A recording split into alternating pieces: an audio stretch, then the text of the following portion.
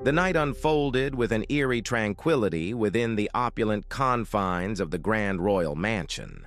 Its pristine windows gleamed under the soft glow of moonlight, the floors polished to perfection, and an air of luxury pervaded every corner. To the world outside, Michael and Susan Royce epitomized the ideal couple, ensconced in a life of enviable splendor. Yet beneath this veneer of perfection, the mansion was a silent witness to an impending tragedy. In the dead of night, a single call to emergency services pierced the silence, a call that would unravel the fabric of the Royces' seemingly idyllic existence. Michael, his voice quivering with fear, reported an intrusion. A masked assailant, he claimed, had breached their sanctuary, leaving both him and Susan battered. As law enforcement and medical personnel rushed to the scene, they were met with a tableau of chaos. The once pristine interior was now a battlefield of disarray, furniture upended, decorative pieces shattered, and clear evidence of a violent struggle. Yet something was amiss. The absence of forced entry at doors and windows, coupled with inexplicable gaps in the security footage, cast doubt on the night's narrative. What unfolded was no simple case of a home invasion, but a complex web of deception and concealed truths. The question loomed large: what truly transpired within those walls? Who spoke the truth and who wove a tapestry of lies? Michael and Susan Royce, to any observer, were the embodiment of success and harmony. Their lives were a tapestry of grandeur, woven with threads of luxury and elegance. Renowned for their extravagant lifestyle, they were regular fixtures at the most exclusive venues. Their vacations, a testament to their affluence. Their residence in the elite enclave of Naplesville, Florida, was a testament to their status, surrounded by meticulously maintained gardens and a shimmering pool that reflected the modern design of their home. Michael, a self-made millionaire, seemed to possess the Midas touch, turning every business endeavor into gold. Susan, with her vivacious charm, was the crown jewel of his accomplishments. But beneath this glittering facade lay fissures invisible to the naked eye. Before Susan, there was D.D. Hoffman, Michael's first love and college sweetheart. Their union blossomed during their years at the University of Florida, a time when Michael's ambition was already carving a path to future success. Their marriage endured for a quarter of a century, with D.D. often describing Michael as a gentle soul, a man whose voice never rose in anger, much less a hand in violence. However, the relentless pursuit of success took its toll, with business commitments and prolonged separations eroding their bond.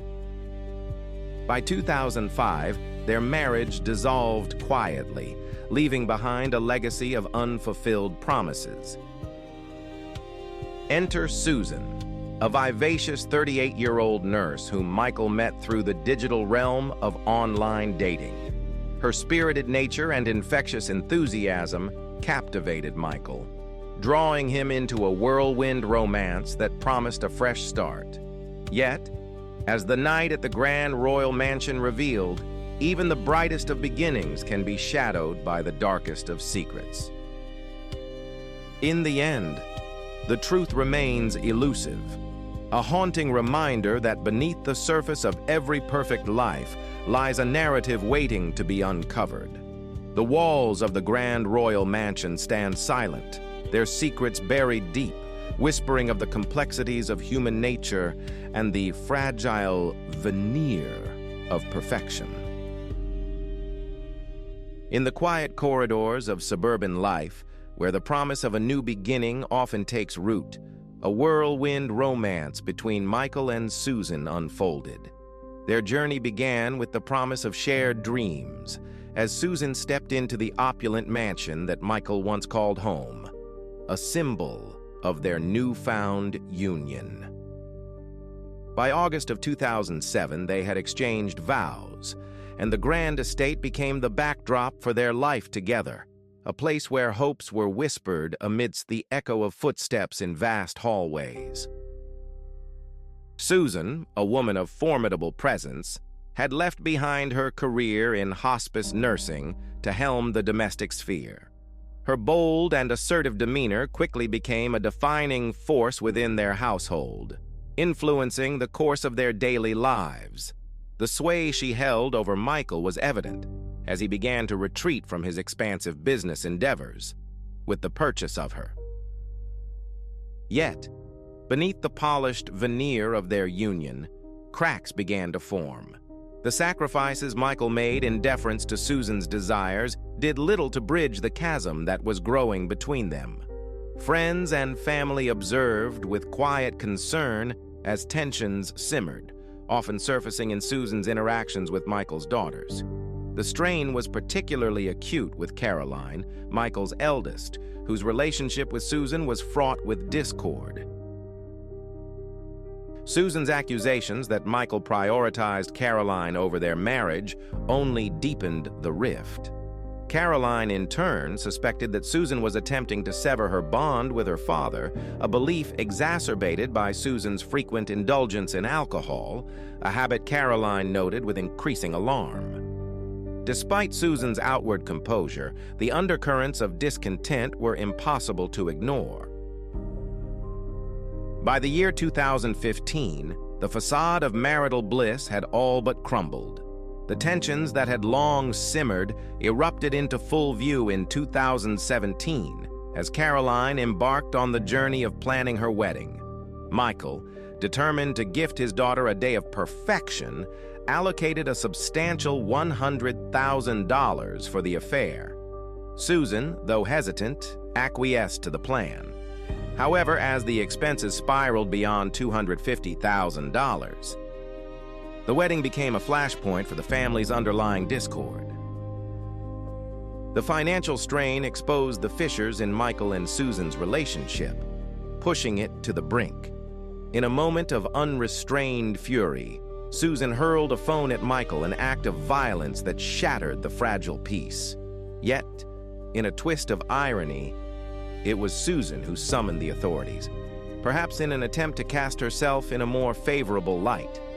However, the narrative she hoped to weave unraveled upon the arrival of the police. As officers crossed the threshold of the mansion, they were met with the unmistakable signs of conflict. A shattered phone, disheveled furniture, and an atmosphere thick with tension. Susan, overwhelmed and incoherent, offered a fractured account of the altercation, while Michael, visibly shaken, recounted his experience with a quiet resolve. The authorities, perceiving the volatility of the situation, advised Susan to vacate the premises temporarily to allow for tempers to cool. In the aftermath of the wedding, Michael confided in Caroline, revealing a harrowing truth that had remained hidden. He admitted to enduring physical assaults at Susan's hands, a revelation that Caroline accepted with a heavy heart.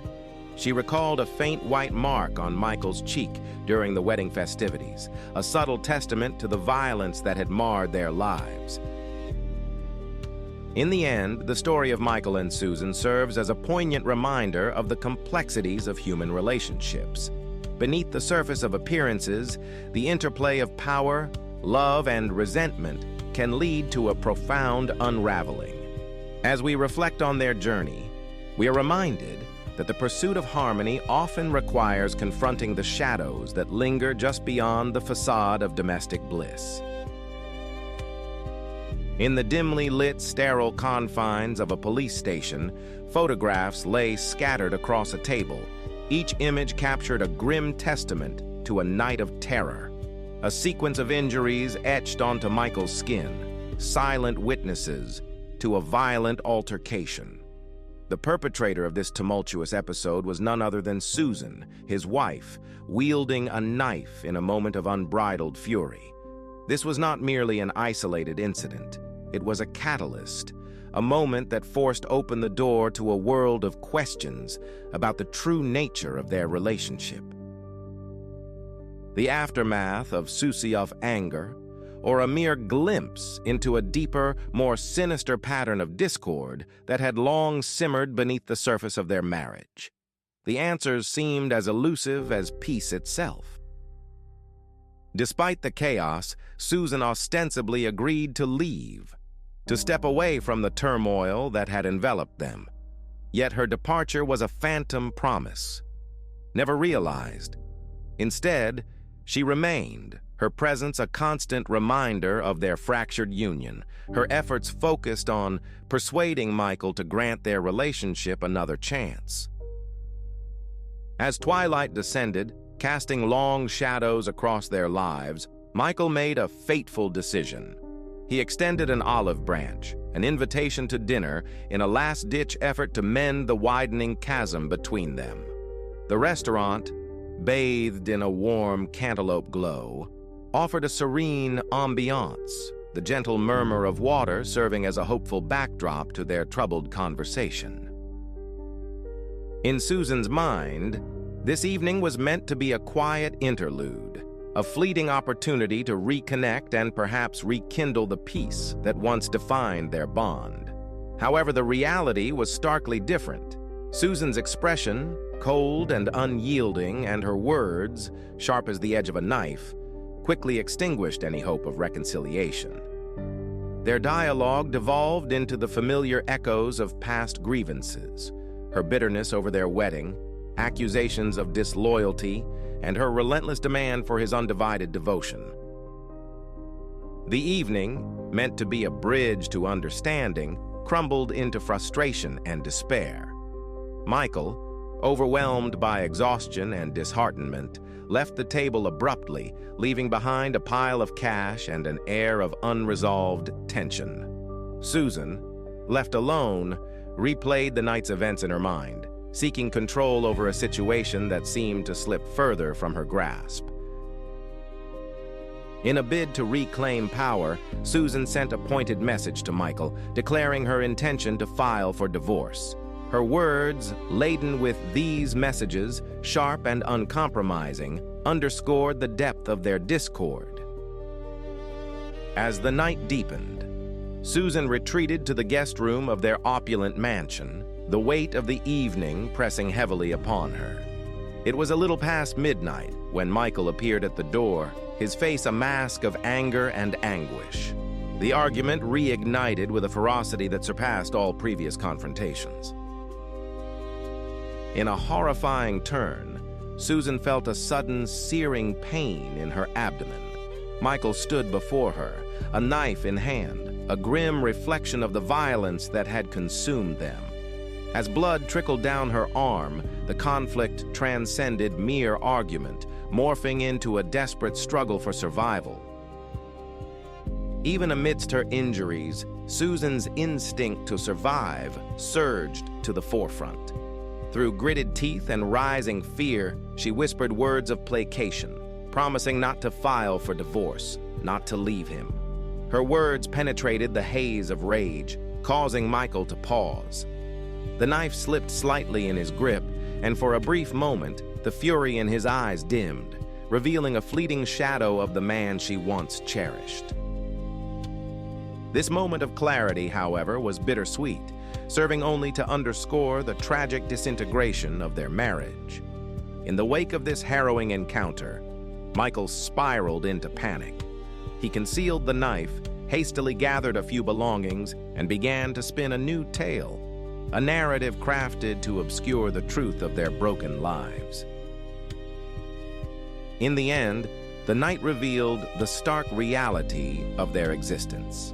A marriage unraveling under the weight of its own turmoil, a testament to the fragile nature of human bonds.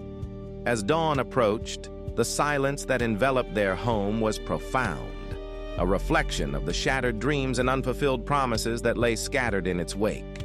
In the quiet aftermath, one could only ponder the complexity of love and the thin line that separates passion from despair. In the dimly lit corridors of a sprawling mansion, a tale of intrigue and deception began to unravel. It was a stranger, he told Susan. With a voice that trembled, yet held an insistently firm tone. A masked intruder, he claimed, and everything would be fine. Exhausted and filled with a profound sense of fear, Susan nodded, feeling as though she had no other option at that critical juncture. But as the sterile walls of the hospital embraced her, silence was no longer an ally she could afford. In the bustling emergency room, as medical professionals meticulously attended to her injuries, Susan found herself compelled to speak. Her voice, though shaky, recounted the harrowing events to anyone who would lend an ear, be it the bustling nurses, the attentive investigators, or the occasional passerby within ear-sense dialogues that echoed through the hospital corridors. Meanwhile, Michael was orchestrating a narrative of his own. With a determination as cold as the winter's night, he repeated the story of a masked intruder, even going so far as to erase segments of the security footage, hoping to obliterate any lingering traces of the truth. Yet, when law enforcement returned to the stately mansion, the inconsistencies in Michael's story became glaringly apparent. There were no signs of forced entry, no broken locks, no shattered windows to lend credence to his tale. The contradictions amassed, yet Michael, with his quick thinking, adapted seamlessly. Perhaps the doors had been unlocked, he suggested, and someone could have slipped in unnoticed while they slumbered. His calm, assured tone lent a veneer of plausibility to the narrative he weaved. However, the investigators were relentless in their pursuit of the truth. They obtained security footage from the restaurant where Michael and Susan had dined earlier that evening. The video painted a starkly different picture, one of them departing separately, their faces etched with visible distress, and returning home in a silence that spoke volumes. This revelation stood in sharp contrast to Michael's carefully crafted account. The web of suspicion tightened its grip, and the case took a dramatic turn with Michael's arrest. His first call from custody was to his daughter, Caroline. His voice, though steady, carried an urgency that belied his predicament. "Caroline, I didn't do anything," he pleaded. "Call my lawyer. Get me out of here." Caroline, his devoted daughter, found herself ensnared in an agonizing dilemma. How could she reconcile the father she cherished with the man now accused of such a heinous act? As news of Michael's arrest rippled through his social circles, it left acquaintances and friends in a state of disbelief. Dee Dee, his ex-wife of 25 years, was particularly stunned. "Michael was always gentle, always kind," she said, her voice tinged with disbelief. "I can't believe hinder pressure." Yet, the prosecution presented an unyielding and harsher reality, depicting a man vastly different from the one they thought they knew. They portrayed Michael as someone accustomed to control, who, they argued, disintegrated at the mere prospect of losing it. The specter of divorce and the potential financial ramifications loomed large, driving him, they contended, to commit a calculated and reckless act. The fear of losing half of his assets, they suggested, pushed him to the brink, culminating in a violent confrontation. Meanwhile, Michael's defense team endeavored to cast the incident in a different light, one of tragic accident rather than deliberate malice. As the courtroom drama unfolded, the world watched, gripped by the unfolding saga, a potent reminder of the fragile veneer of human relationships and the depths of desperation that can drive a person to the edge. In the end, the truth lay not in the stories told by either side, but in the profound complexities of the human heart and the shadows that linger beyond the gilded facades of our lives. In the dimly lit courtroom, the air was thick with anticipation and intrigue. A story, woven from threads of panic and desperation, was being meticulously unraveled. It was a tale of a couple whose narrative of an intruder was met with skepticism. A tale where Michael stood accused, yet adamant that harm was never his intention towards Susan. February marked the onset of legal proceedings, a month where Michael would first present his account to the court. He candidly recalled the heated argument that ignited at a restaurant and the subsequent tension that simmered as they returned home. Yet, as the night deepened, his intentions, as he claimed, were to mend the rift. He sought Susan in the guest room, only to find her gripped by fear, clutching a knife. Michael's retelling was vivid. A struggle ensued, he said, as he attempted to disarm her. The knife, he asserted, grazed her abdomen in a tragic accident, not as an act of aggression. However, the court found itself in a labyrinth of inconsistencies. His assertion that they later sat on the bed, calmly discussing vacations and future plans, seemed implausible. The juxtaposition of such normalcy against the backdrop of severe injury strained the bounds of belief. As investigators delved deeper, a more sinister reality emerged. The scene was a canvas of chaos. Blood was not confined to blow, painted a narrative far removed from Michael's claims of accidental harm. The trial unfolded, and with it, Michael's carefully crafted facade began to crumble. The persona he had maintained, one of calm composure, was slipping away to reveal shadows of a darker self. The truth of that fateful night remained shrouded in conflicting testimonies. Yet the impact on Susan was stark and irreversible. With each revelation, the courtroom atmosphere grew more charged, hinting at complexities beyond initial appearances. Michael's testimony introduced a chilling recollection. In a moment of chaos, their dog leaped onto the bed, creating a distraction that allowed Susan to reclaim the knife and harm herself.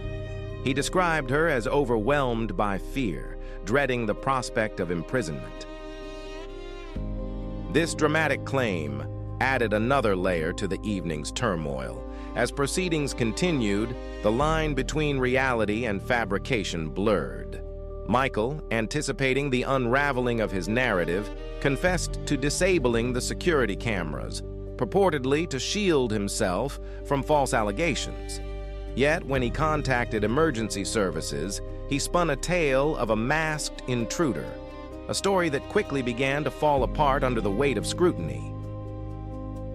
Despite Michael's efforts to erase evidence, investigators managed to retrieve fragments of surveillance footage from the opulent mansion.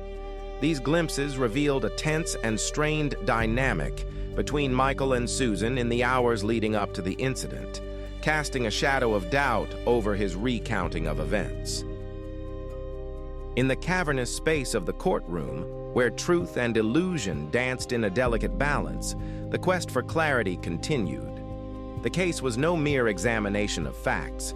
It was an exploration of human nature, of fear, and the lengths one might go to in moments of desperation. As the trial drew on, it became increasingly evident that the real story lay not just in the evidence, but in the intricate web of human emotion and the shadows it cast.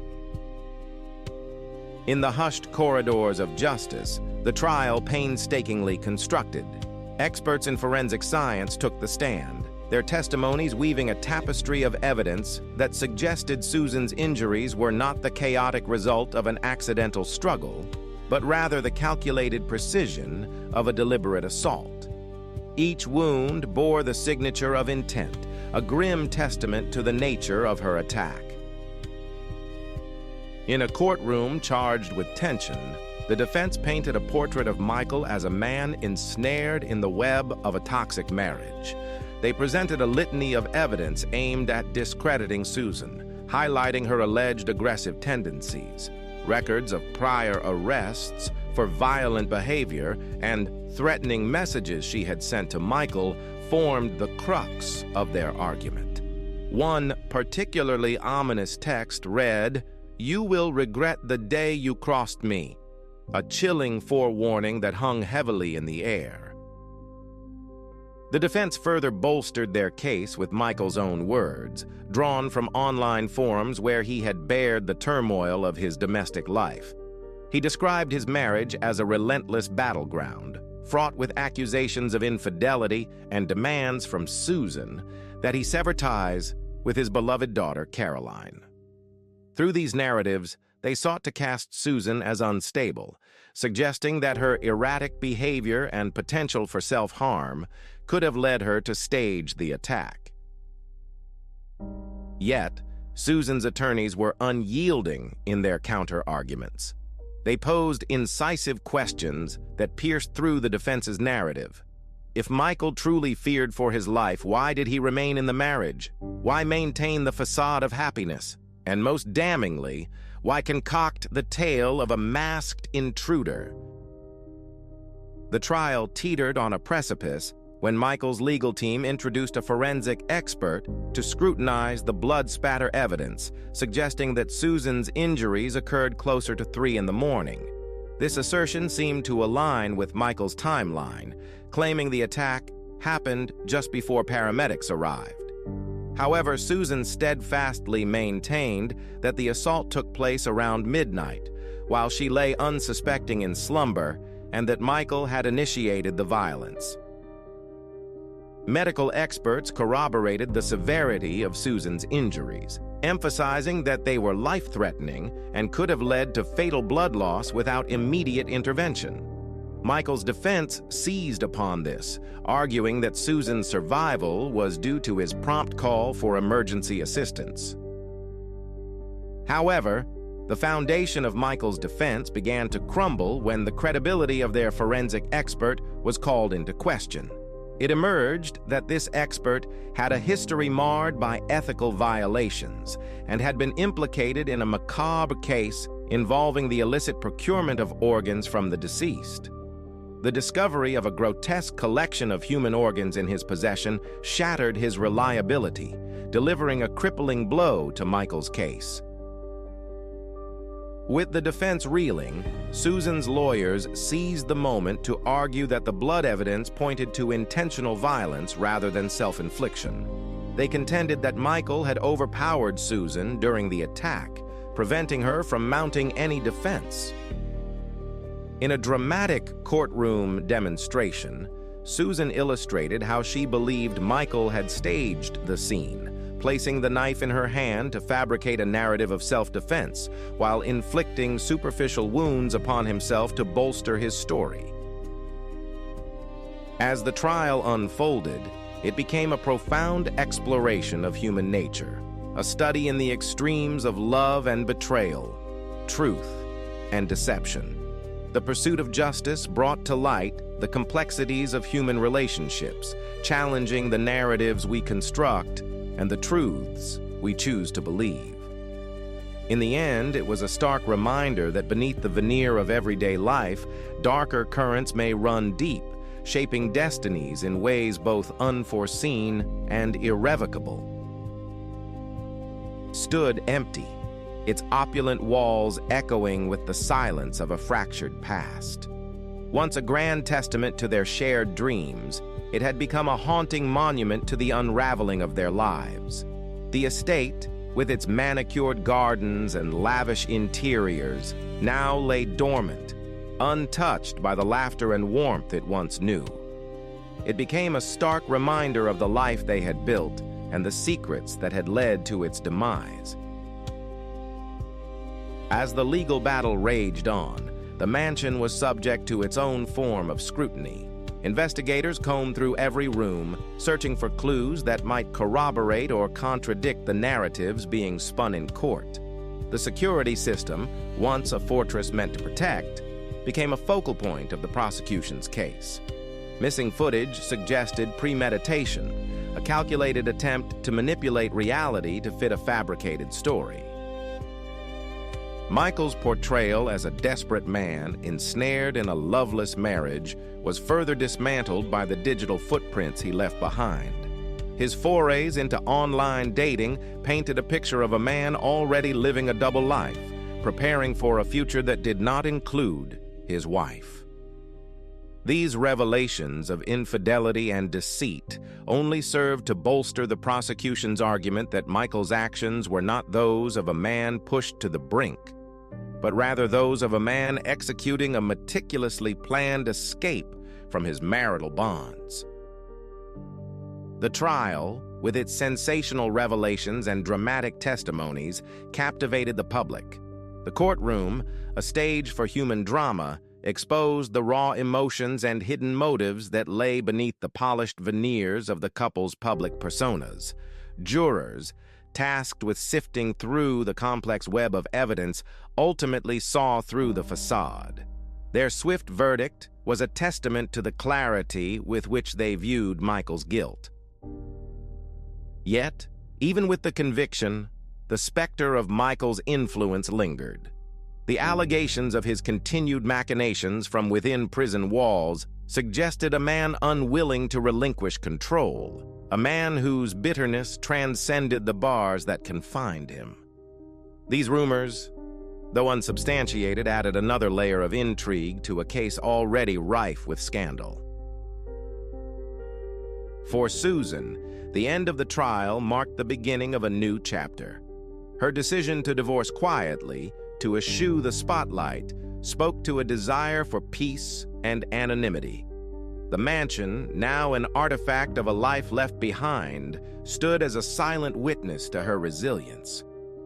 In its emptiness, it symbolized both loss and liberation, a canvas upon which she could paint a future unburdened by the shadows of her past. In the end, the tale of Susan and Michael Royshaw transcended the confines of a courtroom drama. It became a poignant exploration of the human condition, a reminder of the complexities of love and betrayal, and the enduring quest for justice and redemption in the face of darkness. The opulent estate had become the epicenter of a fierce legal struggle. For Susan, the battle over the house was not merely a question of monetary gain, it was a quest to reclaim her autonomy and sever ties with the haunting memories of her past. Her resolve was unwavering as she sought her rightful share, while Michael, despite his incarceration, deftly employed legal counsel to thwart her at every opportunity. Ultimately, Susan emerged victorious, securing her claim to the property. Yet this triumph was bittersweet. The mansion, with its polished floors and extravagant decor, still bore the invisible scars of that ill-fated night. It was a silent testament to the trauma she had endured, the blood shed, the terror faced, and the betrayal that had unraveled the fabric of her life. Was this a happy ending for Susan? Not entirely. Though she had conquered the legal hurdles, the cost was staggering. Her life had been irreparably altered. What began as a contentious dinner conversation had spiraled into a violent ordeal, culminating in her husband's imprisonment and setting her on a long, arduous path of recovery. As for Michael, once a man of wealth, influence, and admiration, he now languishes in the confines of a stark prison cell, stripped of his riches, his power, and the esteem he once commanded. The mansion stands, a silent witness to a saga of ambition, downfall, and resilience. A reminder that the pursuit of justice often comes with its own profound sacrifices.